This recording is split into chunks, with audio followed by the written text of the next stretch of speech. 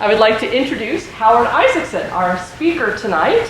He has a degree in physics and astronomy from San Francisco State University, and he has used the Shane and Coudet auxiliary telescopes here at Lick Observatory for many, many years. And now he is using our newest telescope, the Automated Planet Finder. And he is currently a researcher at UC Berkeley and has worked on NASA's Kepler, K2, and TESS missions, collecting supporting data on those exoplanets, planets around other stars, from also the Keck telescope in Hawaii. So he'll tell us some of the latest news on exoplanets. Ready to go? Also doing That's it. That's it. I'll cover it all. Anyway, thank you. Thanks, Ellie.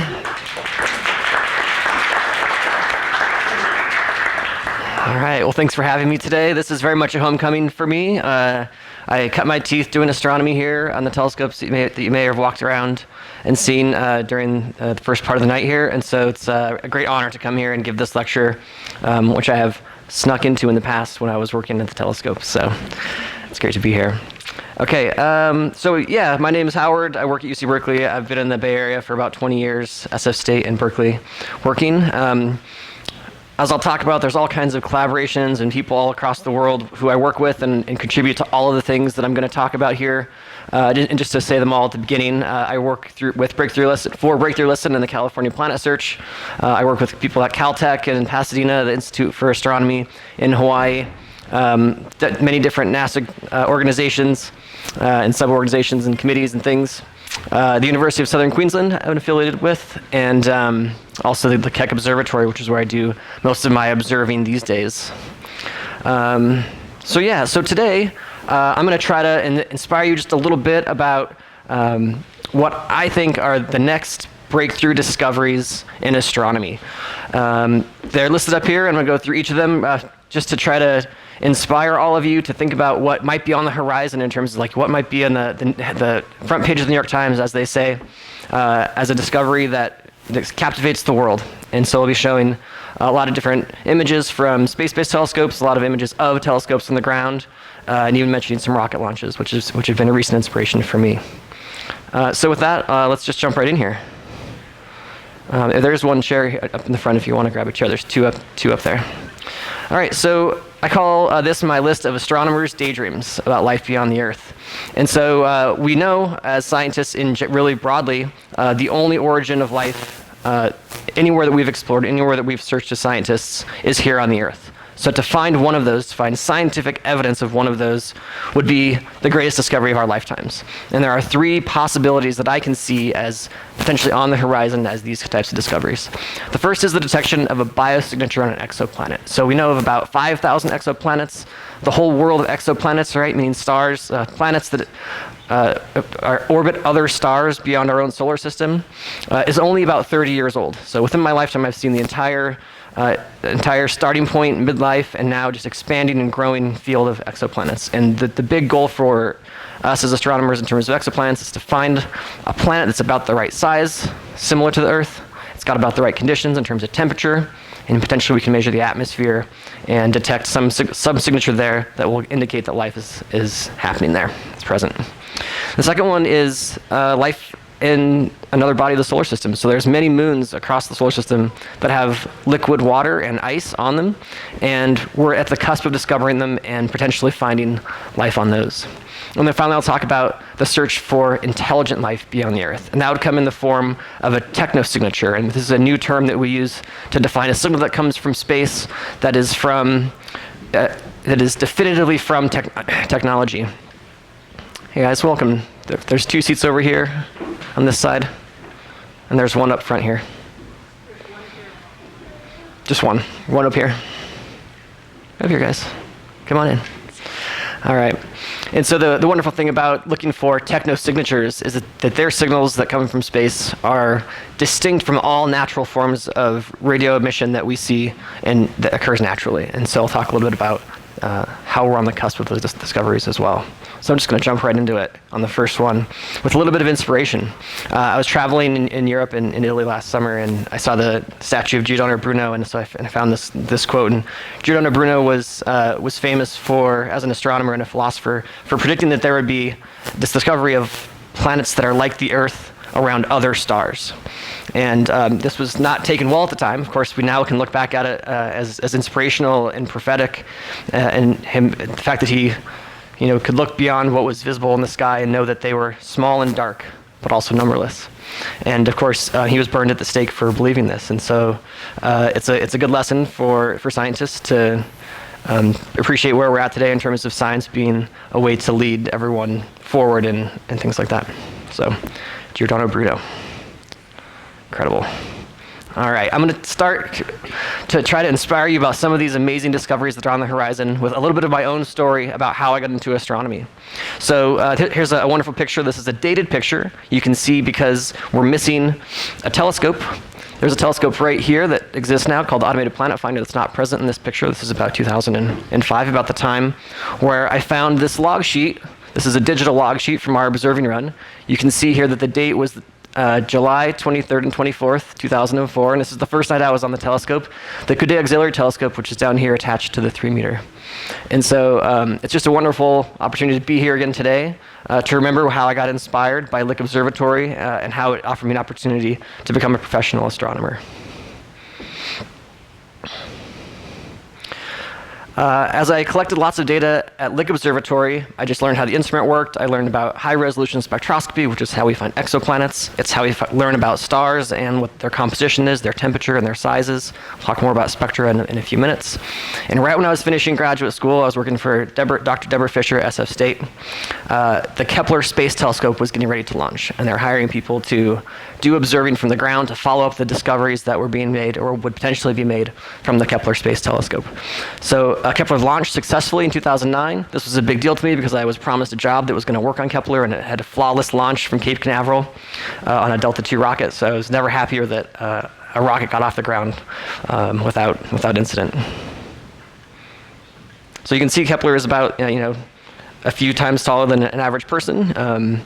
It looked at one part of the sky for 4 years. It measured about 100,000 stars, and it searched them for tiny dips in how bright they were in order to try to find planets that were crossing right in front of the star, in between us and their star, in order to give us an indication of their presence.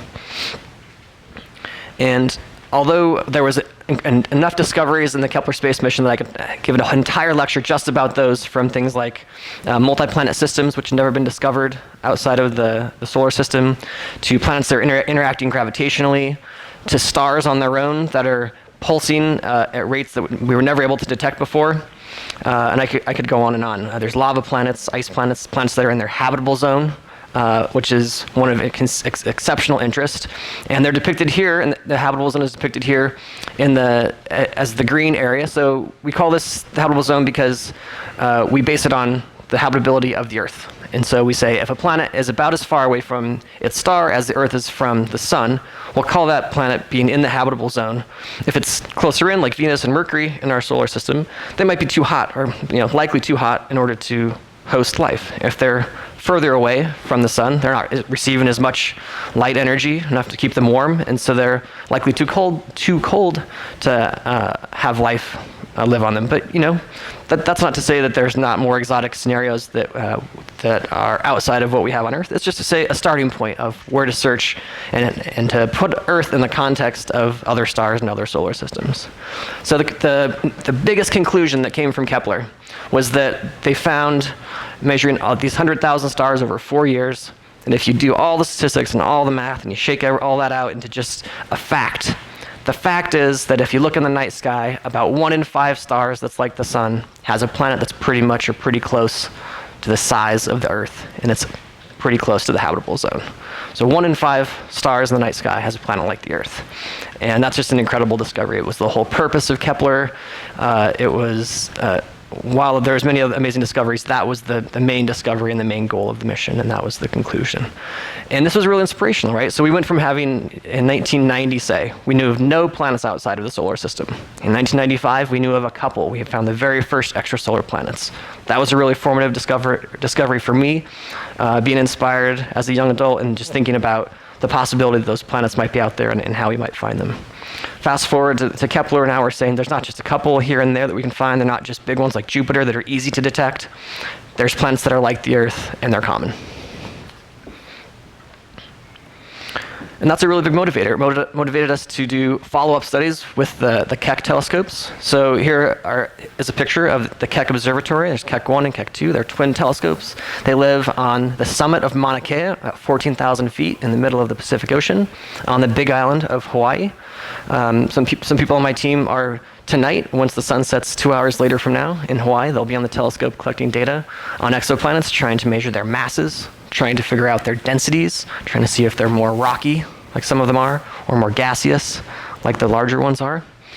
And it's an equally breathtaking place to Mount Hamilton. It's been an amazing privilege to collect data there and to be part of the Keck telescope team and have collaborators there. And if you ever want to upgrade your elevation status on an observatory, you can go check out the summit of Mauna Kea and watch the sunset there. All right, so what do we do? There's not too many technical slides here. I want to really try to inspire you about what kind of discoveries are possible with this type of science. But for those who might be interested, this is the instrument that we're using. It's a brand new instrument depicted on the left-hand side here called the Keck Planet Finder.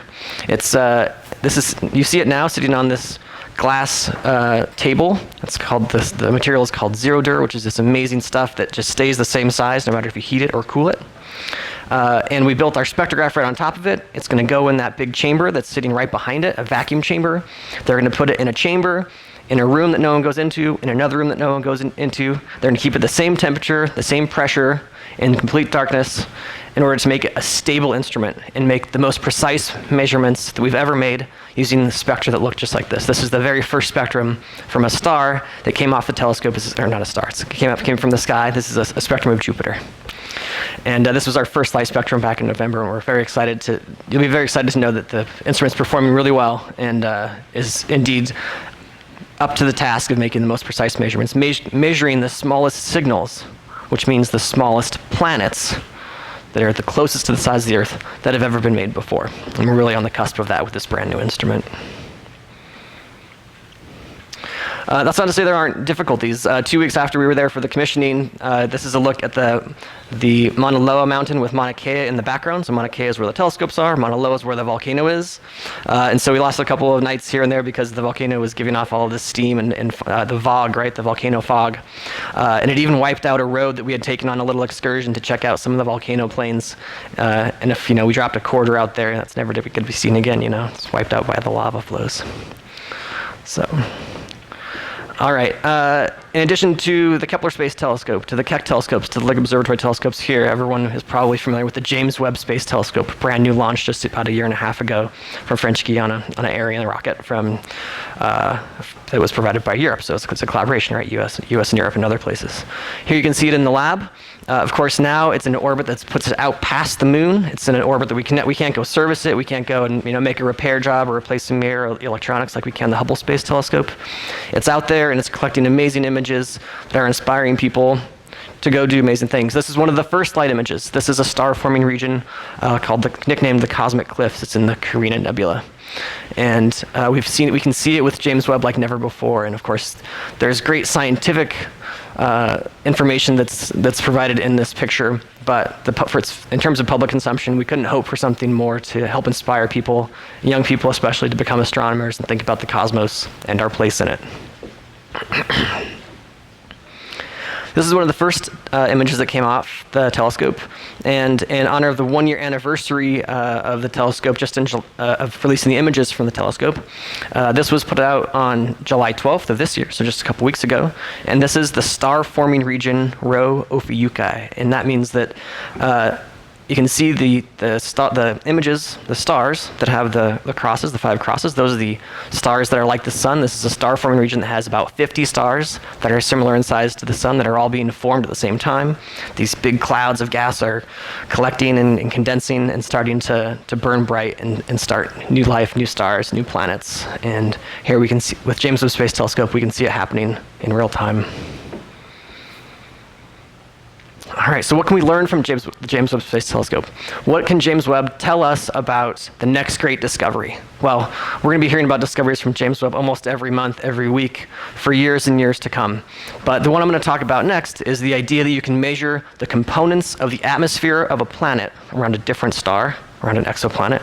And you can measure that, if you look at this graphic, when the planet is crossing right directly across the face of the star. The idea is that some of the light from the star is going to pass in the direction of the planet. Some of it's going to get blocked out. We'll see that as a dip in the brightness, which you can see here. A dip in the brightness as that planet goes in front. But in addition to just blocking out some of the light is going to pass through the atmosphere. And that's going to imprint the components of the atmosphere onto the light from the star. And we'll be able to disentangle that from the light, disentangle the light from the planet, right? The components of the spectrum of the planet from those of the star, and learn about what the atmosphere is composed of. We can find things like methane or carbon dioxide, which we've already found. But the real goal is to find things like oxygen and methane on a planet that's like the Earth. That combination in particular is looked toward, because if you have those two things in an exoplanet atmosphere that has a terrestrial surface, meaning it's rocky and it has an atmosphere and things like that, a rocky surface rather than these gaseous planets like Neptune and Uranus in our solar system, Jupiter and Saturn. If both of those two things exist, then it's possible that it's necessary that both the oxygen and methane are being regenerated. Because they interact with each other, they'll combine to make other things, so you have to continually regenerate them, just like they are due to the life on Earth. And if you can find those two things together, potentially with James Webb Space Telescope, you can have evidence of life of some sort, biological life, not intelligent life, of some sort existing on a different planet other than the Earth. And that would be an amazing discovery if we were capable of finding that. So Earth 2.0 is just waiting to be discovered. We're currently using the telescopes across the world, including the Keck telescope and the Automated Planet Finder, to find the best candidates to measure the masses of those planets to prove that they're there, not just some kind of false positive, and set ourselves up to point the James Webb Space Telescope at those planets, measure their atmospheres, and search for life. All right, that's number one. That's potentially the next great discovery you read in the newspaper or the online newspaper. All right. The next astronomer daydream is about life in the solar system. It turns out that in the solar system, once you dig a little deeper than the glistening planets that look like stars and wander across the night sky, and you send a probe to take pictures, in this case, in situ.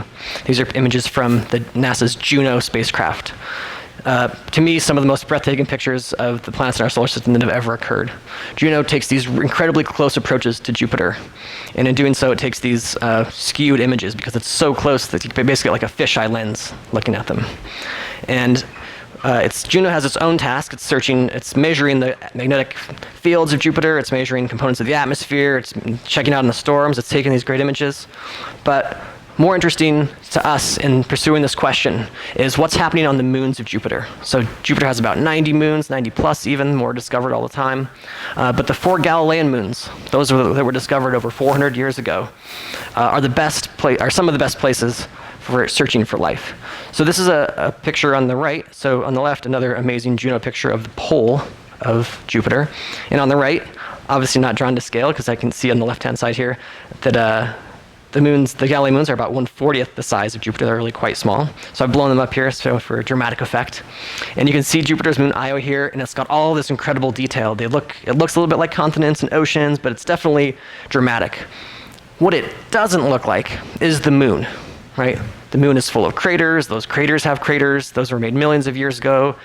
And that means that nothing that we can infer then, because of the way that these craters are shaped on the moon, that nothing's been happening on the moon. There's no atmosphere, right? Nothing to erode the craters on the moon, no water. And we contrast that with this image of Io, and we can see that there's all kinds of things happening, and there's no craters, right? That means that the processes that are controlling the surface of the moon are wiping out those craters when they happen. In this case, this is ice, like some sort of water ice, maybe with some salinity that is frozen on the outside of the moon. We think that there's a rocky core with liquid oceans and ice on the outside, and we think that ocean is the right place to look for life. There's not much heat from the sun out there, but Jupiter is so massive that it torques the planets, and it squeezes them and contorts them, and that creates energy inside the planets, energy that turns into warmth and heat that keeps the inside warm, keeps that liquid water ocean, and then of course the coldness of space freezes that ocean. And we want to search for life in these oceans. Sometimes the oceans come to the surface. There's a picture here of a geyser spewing water out into space. Maybe we can fly a spacecraft through that and maybe we'll put a little slide for a microscope, grab it, put it into a slide, look in a microscope and see something swimming around. I think that would be pretty cool. Just dramatic picture after dramatic picture of Jupiter with Io here in the foreground. So inspiring to me to see these types of images. This is not a composite image, it's just a single image that was basically what they do is they plan these out. They say, okay, well, we know that the spacecraft's going to be here at this time, and we know the moon's going to be there, and take a picture of it right when it's in the face of Jupiter. Google images me all day. Okay. Jupiter's moon Europa, another one of the Galilean moons, has these same types of cracks. These aren't scratches, they aren't mountains, these are cracks in the ice cap that exists all around the entire planet that are due to these contortions from Jupiter's strong gravity that are potentially squeezing that water out. They're keeping the inside of the planet warm, and so again we think that we have these icy surfaces, liquid oceans, and rocky cores. And we know that from our studies on Earth, for example, in the bottom of the ocean in the Atlantic, these are really great places to look for life. The next mission to go out to one of these moons after Juno, which is orbiting Jupiter right now, is NASA's Clipper mission to Europa. And you can see there's all kinds of different ideas for these types of things. I think that the Clipper mission is fairly well developed. You can imagine landers that fly through those you can imagine spacecraft that fly through the geysers and take those measurements I was talking about. Maybe not on a slide in a microscope, but you get the idea. Or potentially land on the surface, on that icy surface, and drill down and find out what's beneath them. And take specimens, take measurements, the same ones that you might take in a pond to see if there's life in that pond. And then to move on one planet further in our solar system, there's this possibility of finding those same types of moons around Saturn.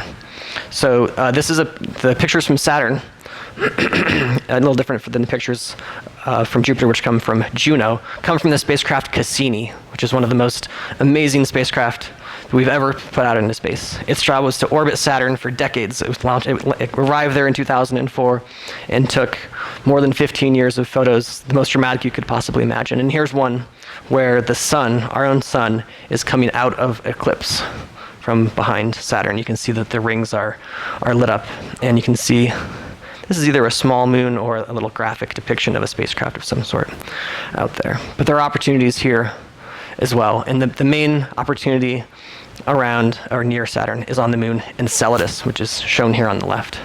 So on the right-hand side, I've shown just a little bit of this to scale. Saturn is quite large. Enceladus is quite small, smaller than is depicted here. And I have the next image. I'll show you a real image to scale. And what I'd like you to take note of here is, in this case, there are some impacts. There are some craters from things hitting the surface. Those are likely due to the numerous parts of the rings that could potentially be scattered into the plane where Enceladus lives and impact the surface. But more dramatically, you can see these crevices that exist down on the southern part of Enceladus. They call these the tiger stripes. These are the same things as the geysers that we saw on Io. These are places where the contortions from the gravity now from Saturn are twisting and torquing the surface and the inside of Enceladus to squeeze the ice together and pull it apart, and also to shoot geysers out of into space. So on the left-hand side, this is now a depiction. This is not an actual, this is just a graphic, but you can see the tiger stripes are shooting out these geysers, these particles into space. A lot of it just falls back down onto the surface, and some of it spews out and becomes part of the rings and gets entangled to all the rings there. A dramatic image on the right here. I can see it on my screen. Oh, you can kind of see it. It's right here. That's a little bit better to scale, right? This little tiny mote, this little tiny speck next to Saturn is capable of having oceans, of having geysers. Again, that interaction between the water of the ocean and the rock is where all the interesting stuff happens on Earth, and these vents that come from volcanoes underneath the surface of the Earth. Maybe those kinds of vents exist underneath the icy cap of Enceladus and are happening in that ocean. There's a couple different ideas to discover the life there, and they're similar to the ones we would use in Io. But there's a fun one that I like, which is that you could potentially send a lander there to Enceladus. You could have it land and sort of open up its sensors, and you could just let it rain, or you could let it snow. And this, as the snow would land on the detectors, you can then collect it and take measurements and look for life. Of course, there's different kinds of molecules that we could look for that are indicative of life. But I really think the most definitive thing that is maybe a little far-fetched, but I really hope not that far-fetched, is to see a little swimming, bug or amoeba or something that's happening in one of these oceans. I think that would just make my day. So Enceladus is a really exciting place to look for life. Of course, here's a depiction, right? We can't take a picture of the probe flying through the plumes because the pictures come from the probe. But it's nice to put things together in context once in a while. Of course, it becomes more dramatic in this case too when you think about how the sun is behind Enceladus here and would light up those geysers in silhouette. All right, and this is kind of a cool story. So this is an actual picture from Saturn. Of course, they work on it, right? It's not right off the camera. It's been improved, but this is a picture when the spacecraft was behind Saturn. The sun is on the far side. You can see the rings that are inside. You can see the extended rings, and you can even see this halo of very diffuse rings. And this only works to see that really faint halo because the sun is blocked out, so it doesn't saturate the image. You can see these really subtle features. But if you look really closely and you follow this arrow up, you'll see what appears on the screen just to be a speck. But it's more than a speck. That is everything we are and everything that we know. This is the Earth. It's a self-portrait of the Earth. So there's a very famous Voyager image called, a mote of dust on a sunbeam. Darn, I forgot the quote. So the Voyager spacecraft captured Earth, and it was a difficult decision to do it because when you're far away from the Earth, it's very close to the sun in an angular sense, and so it's hard to capture it. But they were able to capture it in this image by using the eclipse of the sun from Saturn.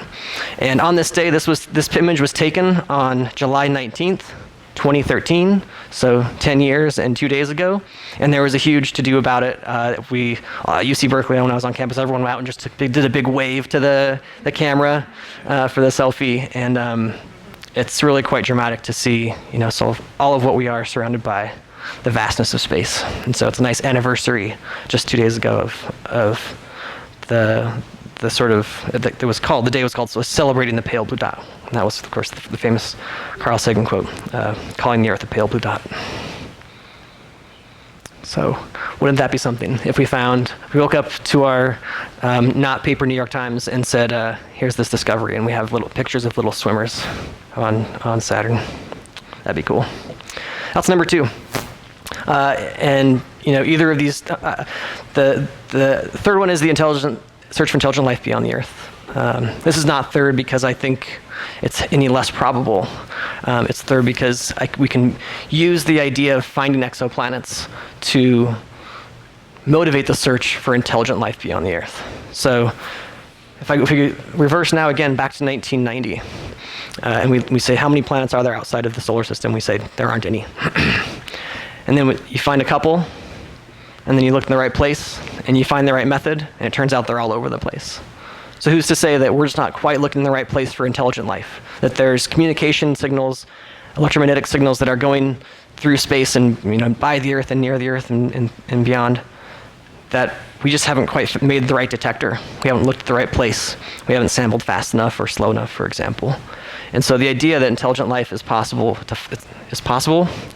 it's taken as an assumption of this, of course, but the idea that we can find it is incredibly exciting, and we've never been positioned in history in a better time than we are now to try to make that discovery.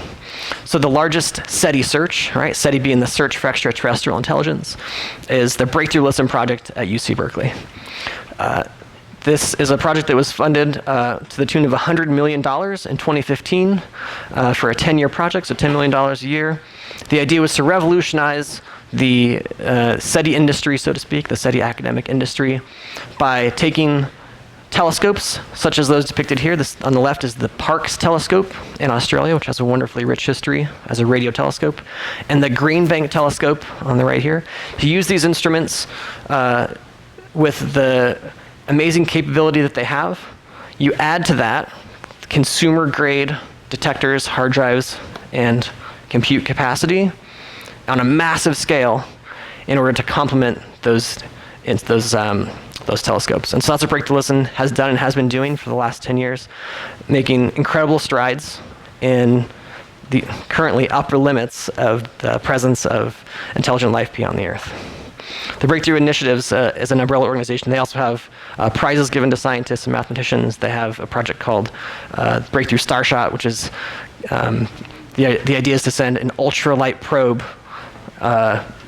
projected with lasers, like it's accelerated with lasers from the Earth, out to the next star, Alpha Centauri system, and have it get there in 20 years. So you have to accelerate it to about 0.2 times the speed of light.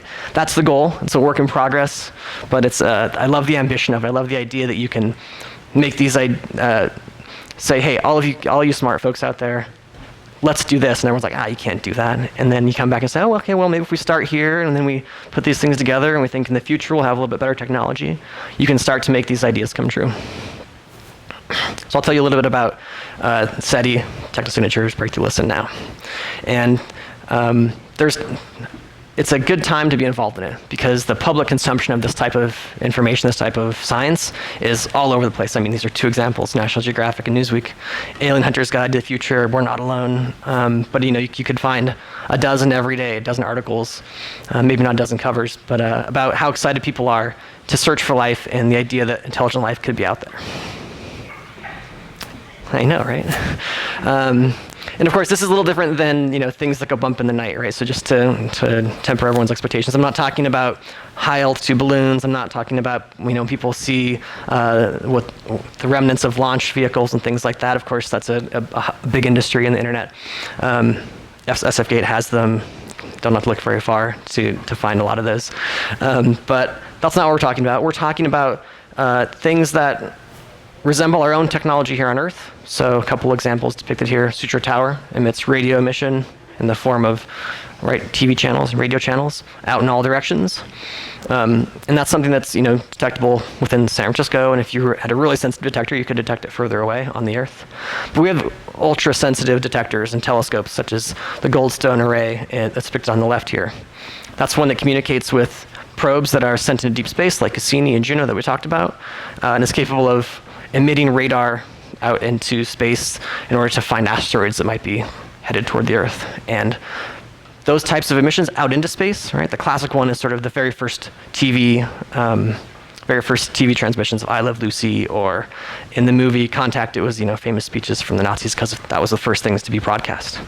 The movie Contact, of course, is the SETI community's spirit movie, I guess, the way to put it. But if you haven't seen that one, it's still worth checking out. And of course, another wonderful picture here of Lick Observatory with the adaptive optics laser that's working. Now this is a more updated picture. You can see the automated planet finder has been added right here. And even since this picture was taken, this little telescope here called the Astrograph has been turned into a SETI telescope. So now there's two SETI telescopes. It's got the Pano SETI project right inside now. It's completely refurbished and up to date, and paving the way for the next searches for intelligent life beyond the Earth.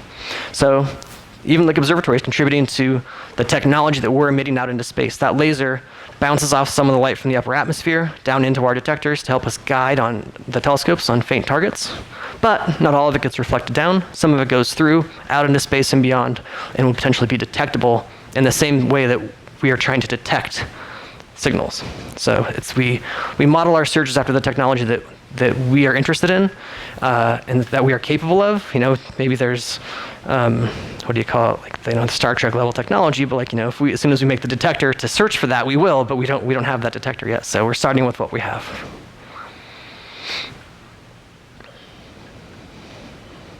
All right.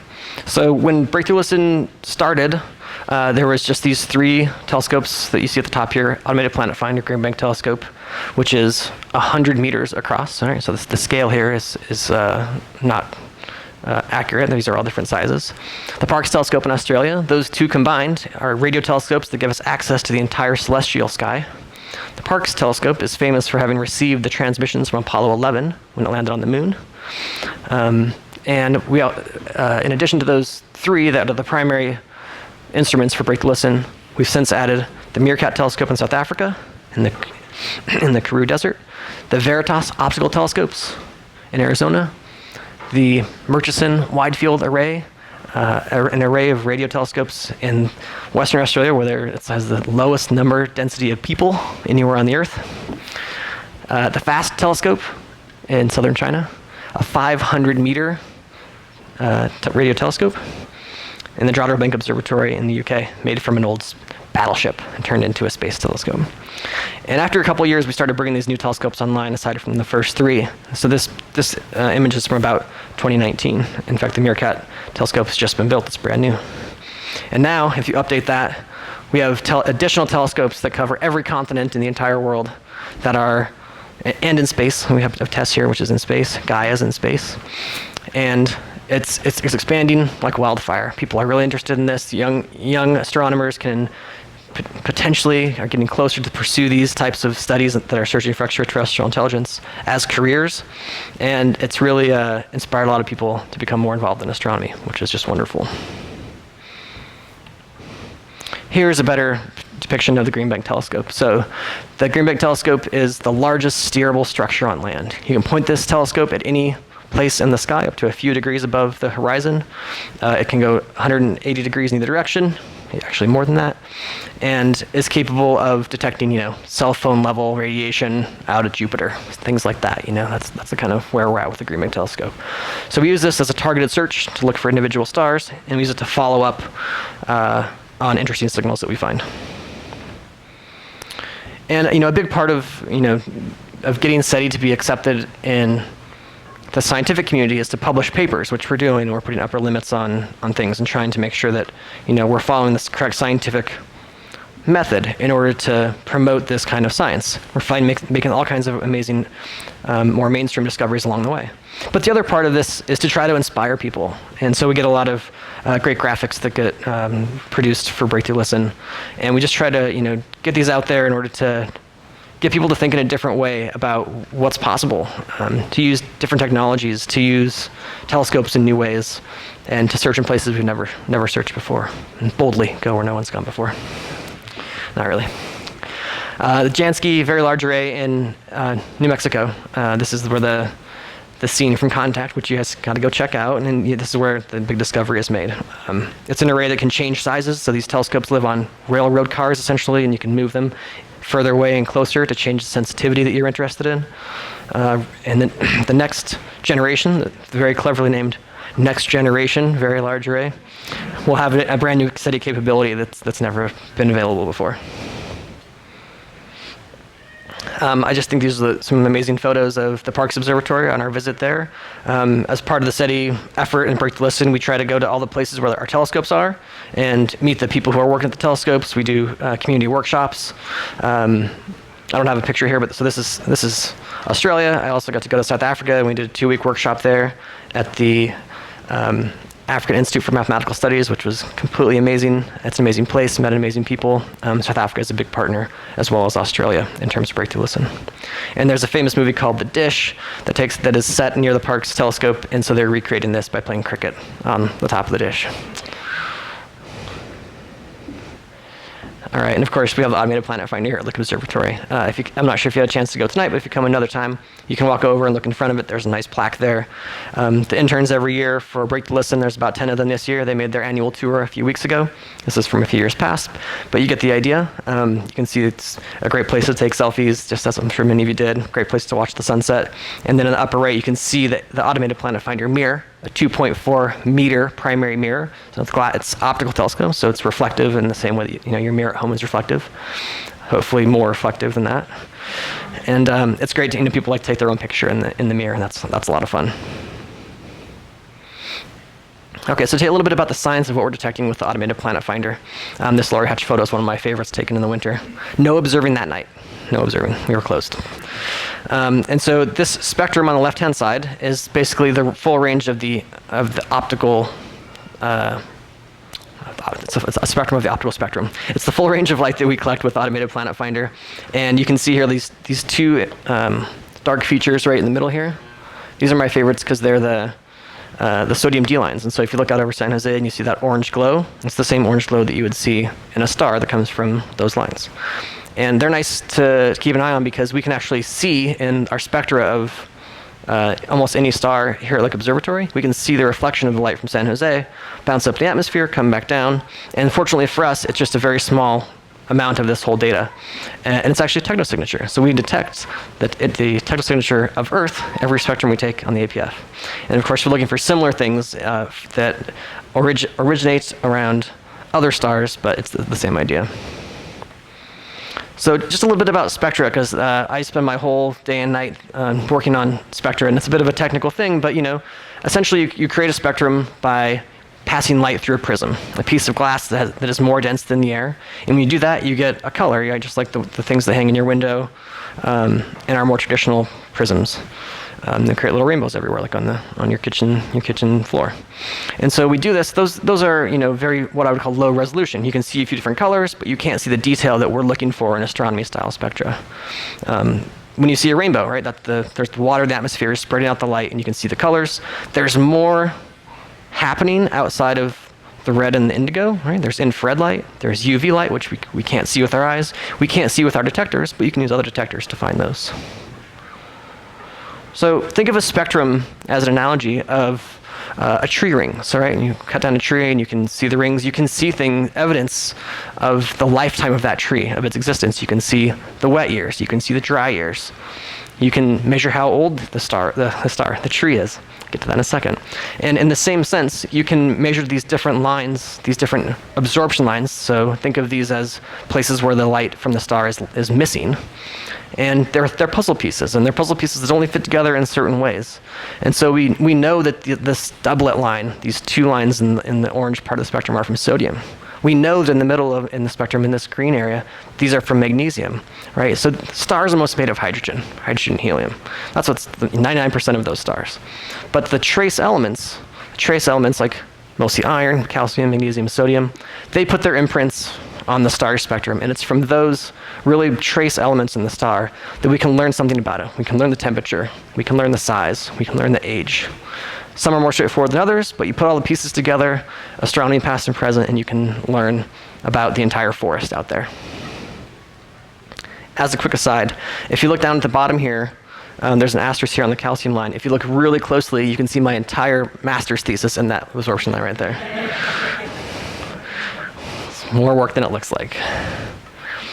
And so Break to Listen is looking at these three primary places. So where to look for intelligent life in the universe is a very challenging question because we don't know. Right? We don't know where to look. There's no one place better than the other.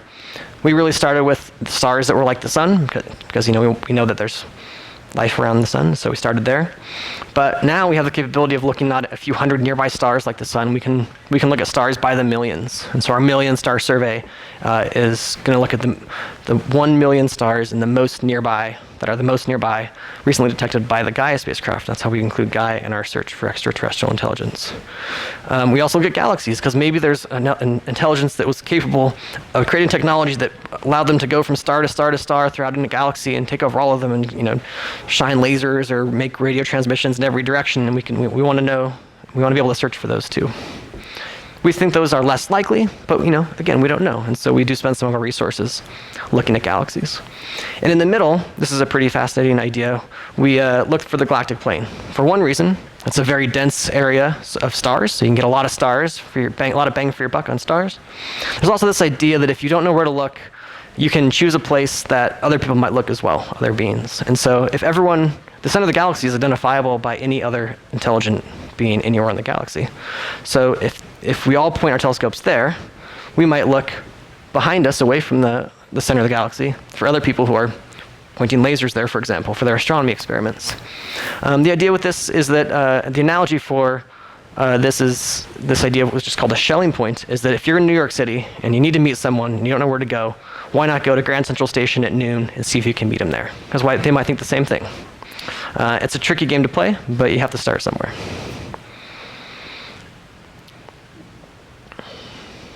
So in addition to this growing campaign of young students who are becoming astronomers and using the most sensitive instruments to do the most extensive searches that we possibly can, we're also using things like machine learning and artificial intelligence. Of course, now it's in the news a lot, and so there's more to it. But in terms of a straight astronomy sense, there's all kinds of things you can do with advanced computing that we're doing right now that typically we get our students to teach us how to do it, because that's kind of how it works in astronomy. The field moves so quickly. And we try to consider ourselves at the cutting edge of that as well. And then here's our interns from years past enjoying the sunset. It really is an inspirational place, Lick Observatory. It's a pleasure to be here and to be able to give this tour. And so now we'll just be thinking about, leave you with this idea that we might wake up one day and hear in the paper of one of these great discoveries that might change the way we think about the cosmos. Thanks.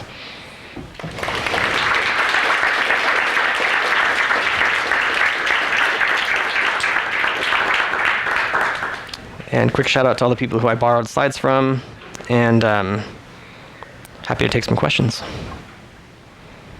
Or, yeah.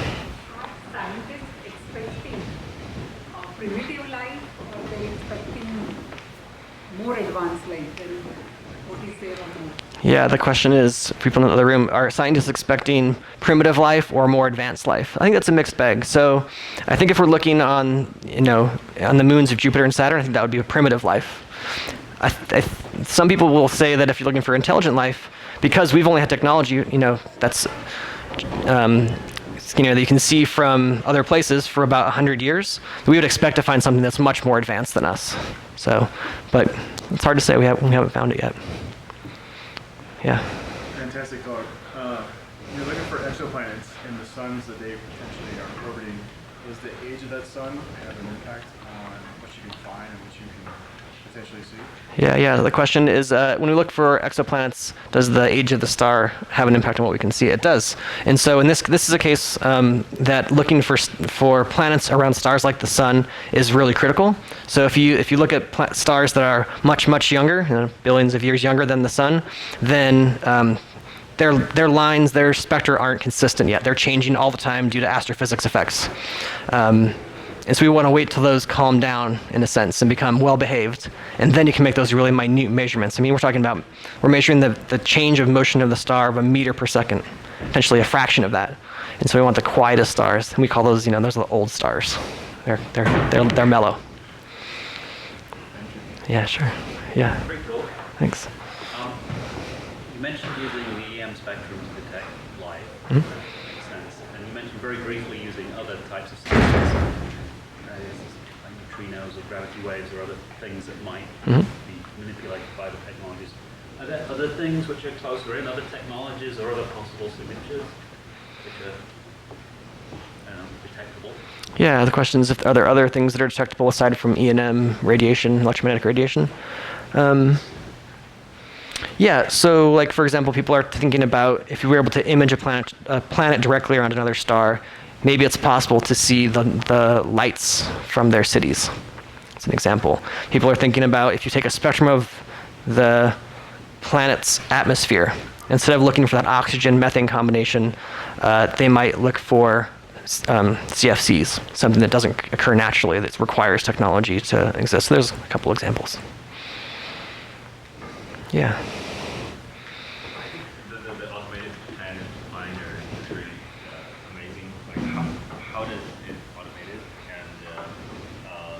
we're looking at the spectrum, like how do we know it's a new planet? And how do we choose which light source to analyze? Yeah, so a couple questions. So how does the automated planet finder work? I can tell you, we can talk more offline about it, but basically like we send a big list of stars. It does what we call the traveling salesman problem, where it tries to optimize the route throughout the night to minimize the time you're going from place to place and maximizing the time you're taking data. And the way that we choose which stars to look at these days in modern times, we're fed targets by the TESS mission, the Transient Exoplanet Survey Satellite, and the Kepler mission before that. So they're finding planets that are transiting their stars, and they're saying, hey, APF, and they tell us, we tell APF, they're saying, hey, APF, go look over there, we think there's a planet there. And those require multiple observations over time to measure the mass. So now we have a leg up. When I first started doing observing, we observed the first targets from Kepler. And the person I was observing with my mentor at the time said, can you believe it? We know there's a planet there. Right? He'd been looking for 4 planets for decades and only hoping to find one around the occasional star. So we've come a long way. One more question? There's one over here. Yeah. The 2 Keck telescopes on top of Mauna Kea, Yeah, that's right. are they identical? Or are they doing 2 different things, or is it just giving Yeah. Yeah, the Keck telescope, are the Keck 1 and Keck 2 telescopes identical? I think it goes back to, first I'll say that it goes back to a famous quote in Contact, which is, why would you build 1 when you could build 2 for twice as much? They're different in the sense they have different instruments. And so they're the same build, same model after each other, and so that minimizes costs, of course. You just do 2 at a time. But each one has a unique suite of instruments that change every week so that people can do different experiments with them. And so that, in that sense, they're unique. Yeah, I'll be around after that. We're doing another lecture, and then there'll be time to chat and ask me questions if you're still around. So thanks for coming.